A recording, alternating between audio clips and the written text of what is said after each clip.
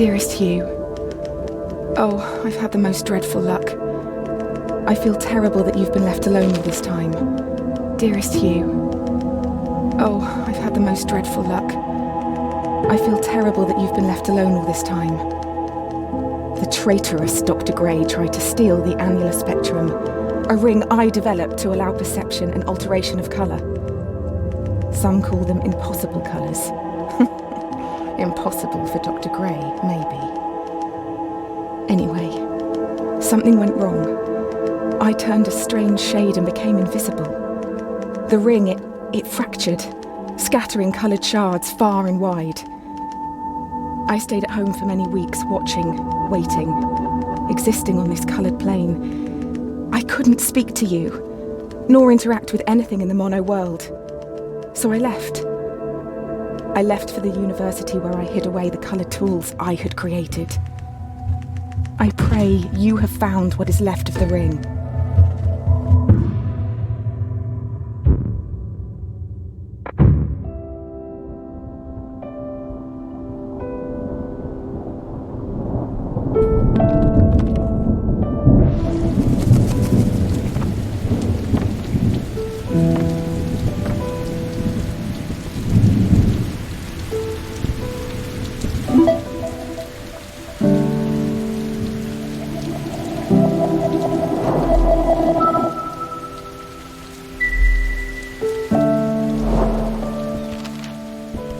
Since the beginning, we have pointed to the sky and declared it blue. It is this shared vision, this unquestioned understanding which connects us. But are you really seeing blue the same way I see it? Perhaps blue is nothing more than a shade of grey to you. Perhaps everyone in this world sees nothing but shades of grey. Don't you see, Hugh? This is why we're here.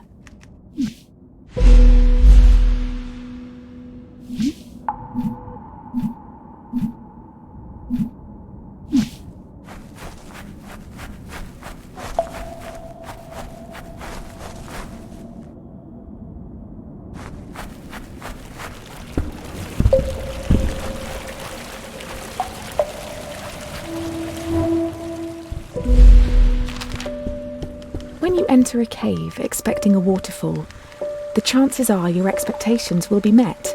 But if you discard those expectations, don't you think instead the cave will be full of surprises? I ask for you, Hugh, to abandon your expectations, to pull me back from the brink of unreality. I need you to see the world not for what it is, but for what it can be.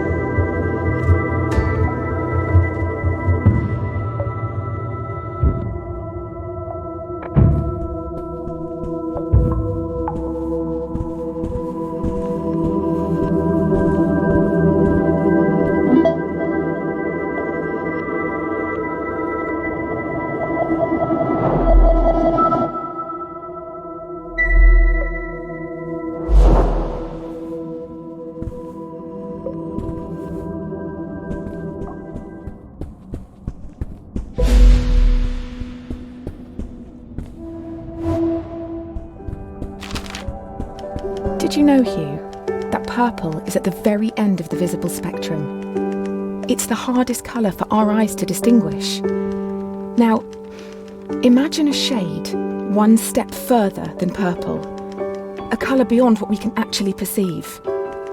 We call these impossible colours.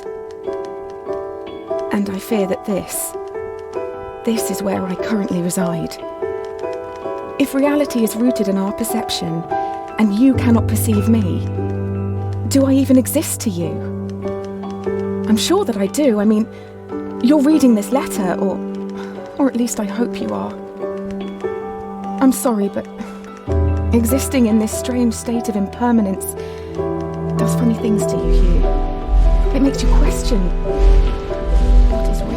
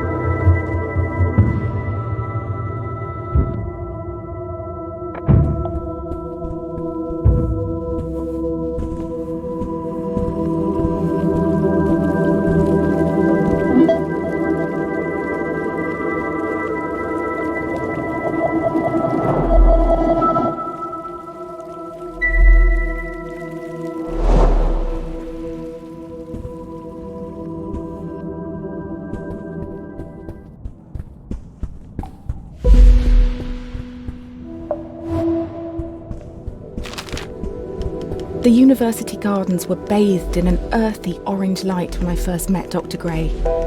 Summer had come and gone and a cold autumnal crispness had caught me off guard.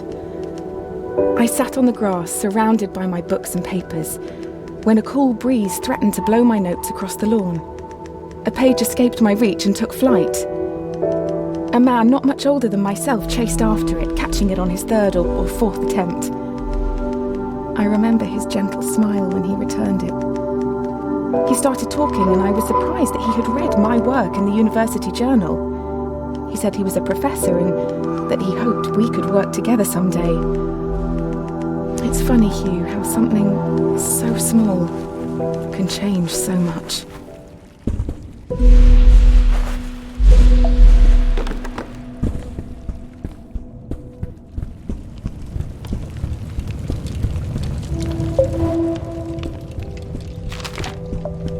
Dr. Gray soon became my assigned mentor, and I can't help but feel he somehow had a hand in it. Our fires burnt brightest when we worked together. It felt like we could achieve anything. We discovered more about colour than I could ever have imagined. We split light, mapped spectrums, we painted, we laughed. We worked long hours, and soon our goal became all-consuming. We were vessels. The work became more important than us.